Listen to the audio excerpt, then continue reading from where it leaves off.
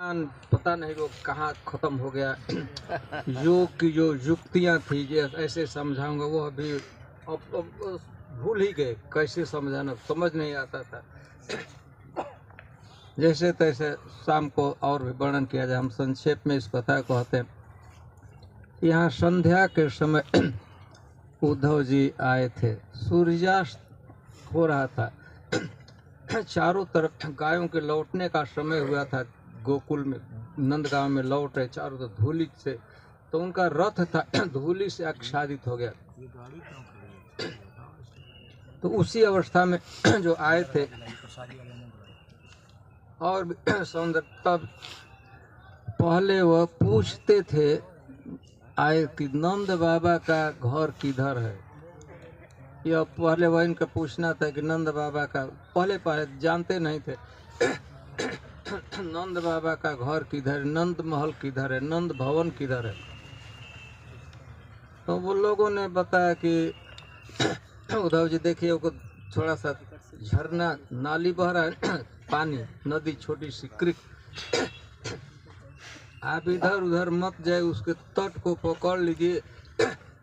जो नदी है, छोटी नदी नंद के महल से ही निकली है, किनारे किनारे जाइए एकदम महल में चले जाएंगे। उन्होंने कहा कि ये नदी निकली है नंद के आंगन, नंद बाबा के आंगन से ही निकली है नदी। तो कुछ के नदी का एक किनारा पकड़े जाएंगे तो वहाँ जहाँ धारा कम होगा तो खत्म होगा, बस वही का आंगन। तो पूछे कि ऐसे तो प्राय किसी के आंगन से तो नदी नहीं निकलती है, नदी पहाड़ से पर्वत तो हम सुने हैं नहीं। तो यह तो उन्होंने बताया कि नहीं आप चिंता मत कीजिए, पहुंच जाएंगे।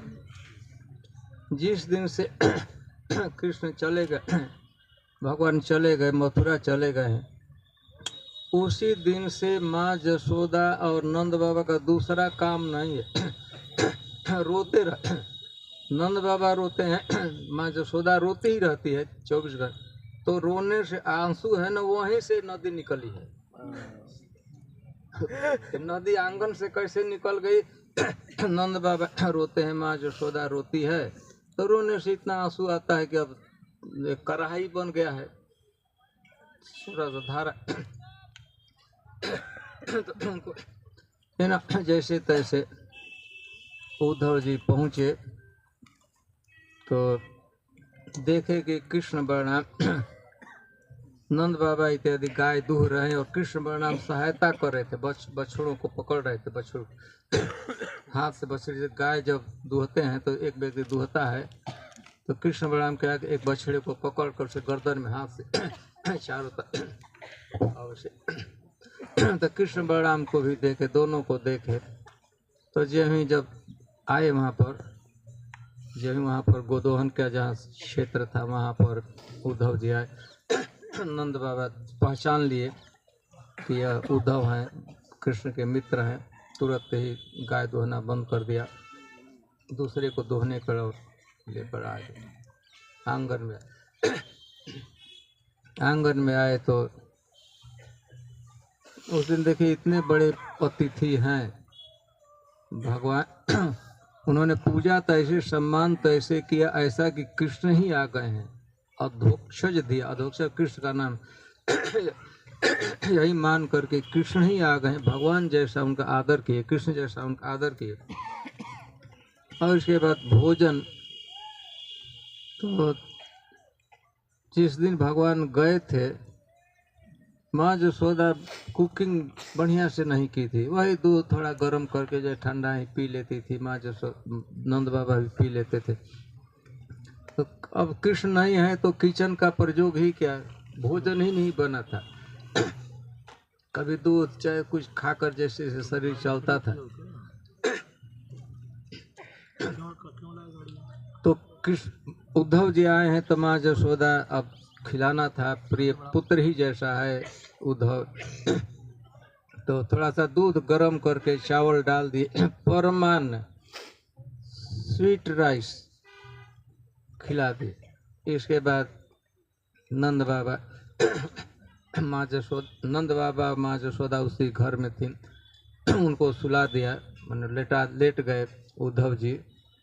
तो उद्धव जी से समाचार पूछने लगे नंद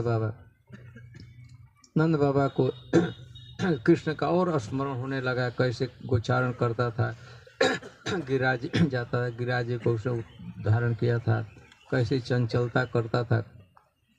नंद बाबा के नेत्रों से आंसू बहने और आंसू बह रहा था। धीरे धीरे जैसे तैसे संभल कर कुछ समाचार पूछे।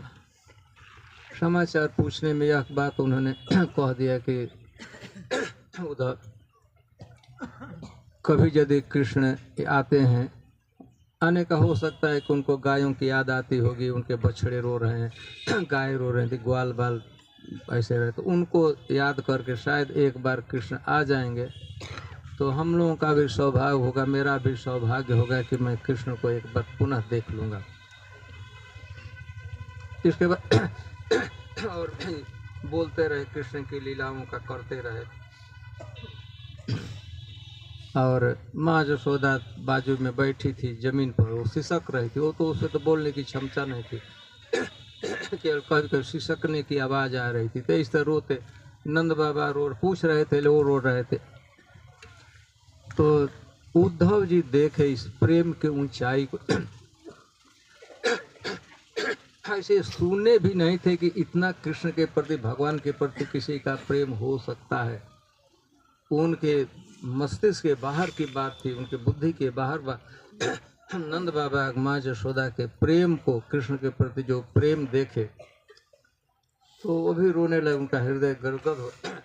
और माँ यशोदा तो बोल नहीं सकी थी, और नंद बाबा थोड़ा सा बोलते थे। तो फिर उन्होंने, उद्धव जी ने एक बात कह दिया सांत्वना देने के लिए कि जुवान श्लाघ्य तमो नूनम देहिना मिह मानद।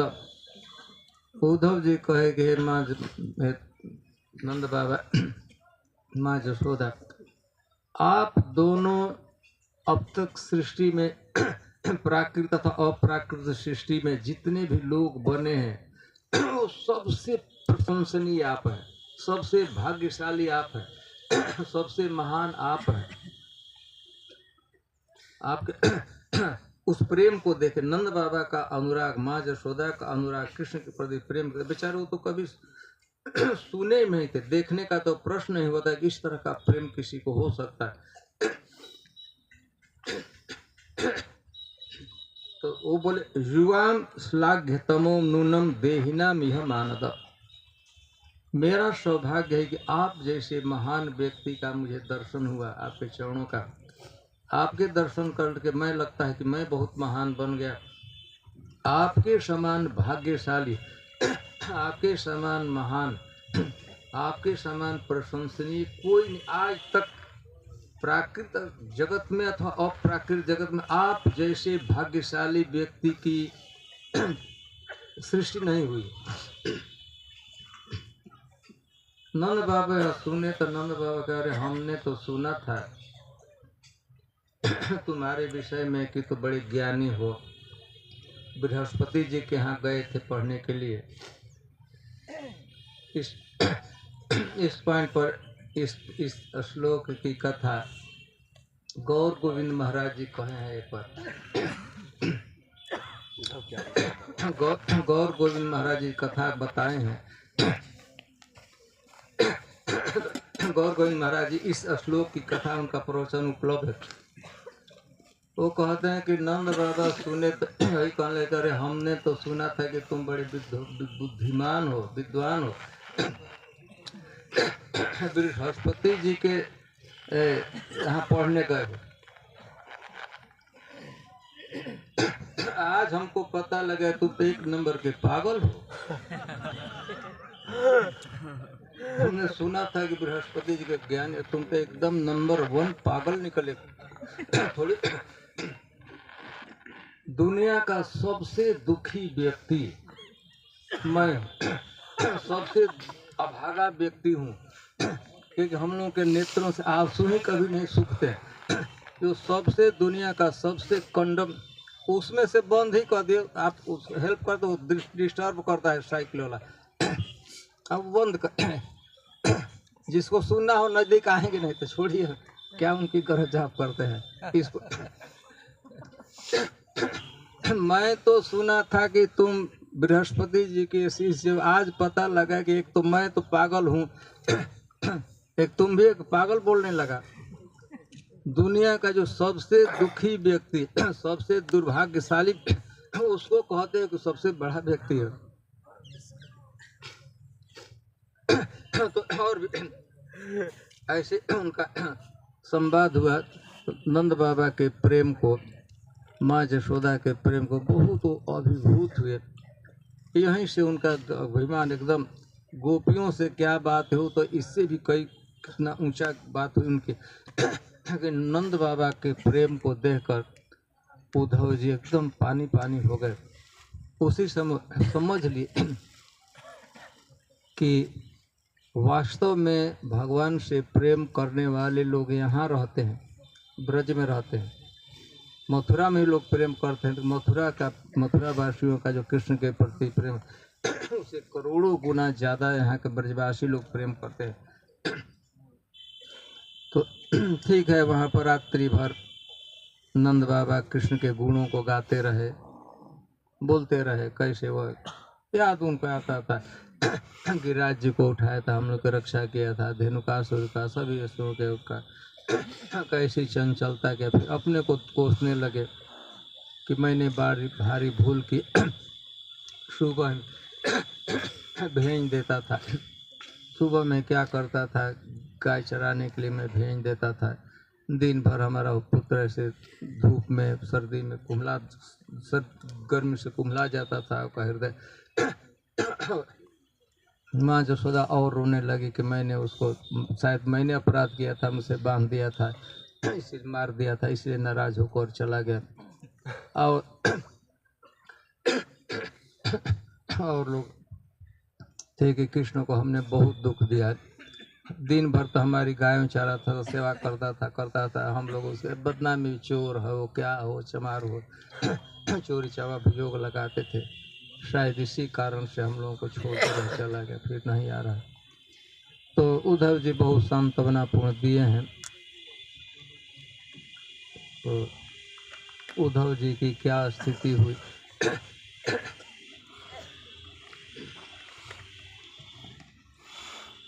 इसी पॉइंट पर आते आते उद्धव जी ने कहा है कि नंद बाबा, अब तक हमारे जबकि कि हम लोग बहुत को अपने को अभी जानते थे, हमें शास्त्र ज्ञान है, प्रेम के विषय पूरे बड़े बड़े प्रेमियों से मिले हैं, देखे हैं, लेकिन आपसे मिलकर, नंद बाबा से मिलकर, माँ जसोदा से मिलकर आज हमको पता लग गया कि वास्तव में भगवान का प्रेम, क्या भगवान के प्रति जो प्रेम है वो क्या होता है और उसको कैसे समझा जा सकता है, कैसे प्रेम किया जा सकता है।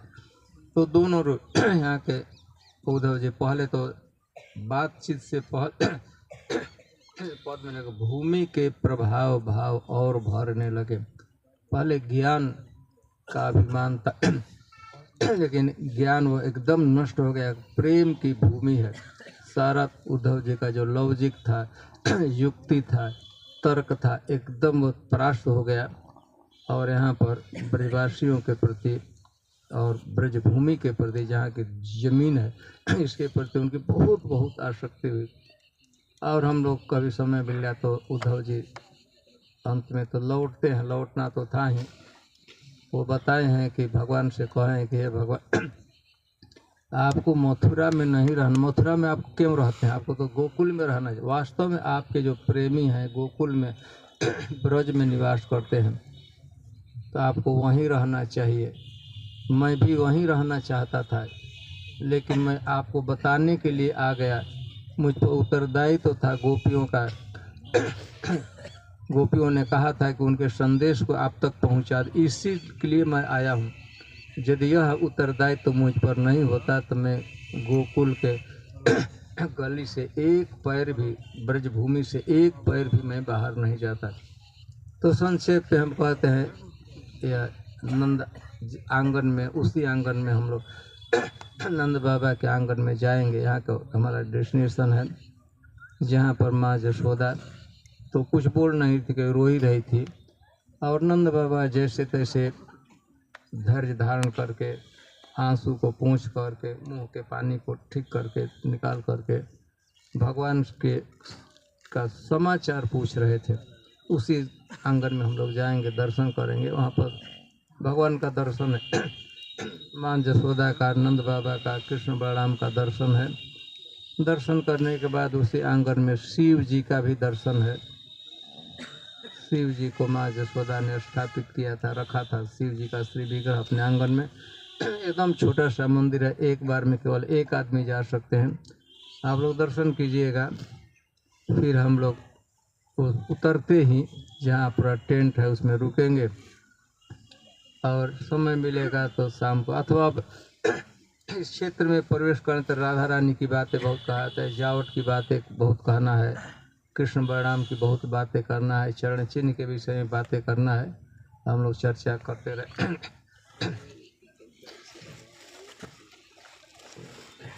मैं चित्रपट का दर्शन लाया हूँ सबके लिए, और प्रसाद लाया हूँ, और जो बने सेवा हमें मिले आपकी तरफ से, और ऐसा मिली है। और ये आश्रम आगे जहाँ भगवत जाते हैं तो उसी स्थान पर हम यहाँ हरे कृष्णा।